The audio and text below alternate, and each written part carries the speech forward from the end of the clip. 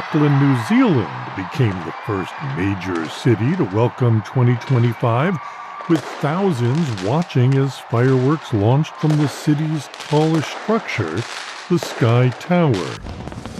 Sydney, Australia, right behind it, with 1 million people gathered at Sydney Harbour. Other cities around the world are getting ready to ring in the new year. 2 million people are expected at Copacabana Beach in Brazil. And of course, right here in the United States, New York's Times Square is locked and loaded to ring in 2025 at midnight Eastern Time. In South Korea, festivities dampened as the investigation into the worst air crash in the country's history continues.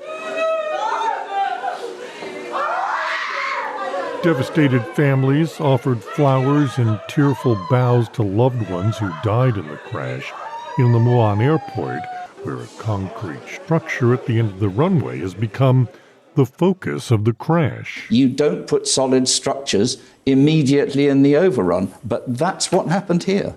British aviation expert David Learmont. 两岸同胞一家亲，谁也无法隔断我们的 No one can stop China's reunification with Taiwan. That's Chinese President Xi Jinping in his New Year's speech on Tuesday, laying down a clear warning to what Beijing regards as pro-independence forces within and outside the island of 23 million people. This is VOA News. The United States on Tuesday issued fresh Iran and Russia-related sanctions targeting individuals and entities over interference in the 2024 U.S. election. The U.S. alleges that the Cognitive Design Production Center, a subordinate organization of the Iranian Islamic Revolutionary Guard, and the Moscow-based Center for Geopolitical Expertise, affiliates of the Russian Main Intelligence Directorate, sought to stoke socio-political tensions and undermine U.S. elections. Palestinians marched in a rally in the occupied West Bank on Tuesday to mark the 60th anniversary of the Fatah party's establishment. Masked men marked the event in Ramallah by firing a volley of gunshots in the air, while protesters at a rally waved yellow Fatah flags and Palestinian flags. A report by the UN Human Rights Office has found that Israel's pattern of deadly attacks on and around Gaza's hospitals pushed the healthcare system to the brink of total collapse with catastrophic effect. The report graphically details the impact of Israel's attacks, from the destruction of buildings and facilities to the killings of patients, staff, and other civilians, raising serious concerns about Israel's compliance with international law. That's UN spokesman Jeremy Lawrence, who says there must be an independent investigation into all of these incidents and full accountability for all violations of international humanitarian law and human rights law which have taken place. Thousands gathered in the heart of Bangladesh's capital on Tuesday to join a march for unity, demanding capital punishment for the country's ousted former Prime Minister, Sheikh Hasina, who fled to India. Panama on Tuesday, marking the 25th anniversary of the United States handover of the Panama Canal, a milestone overshadowed by Donald Trump's threat to demand control be returned to Washington. The anniversary comes 2 days after the death of former U.S. President Jimmy Carter at age 100, who signed the canal treaties that led to the waterway's transfer to Panama on December 31st, 1999.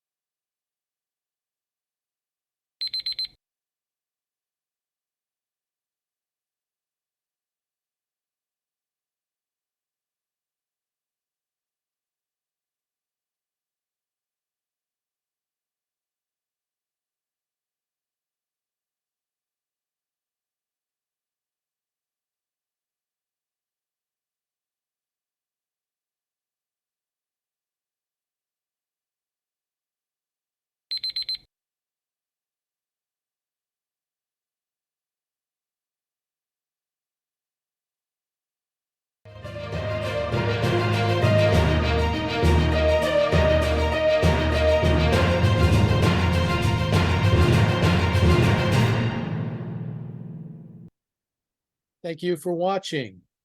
Can you do me a favor? Please leave a comment in the comment section below. That would really help. Thank you, and see you again soon.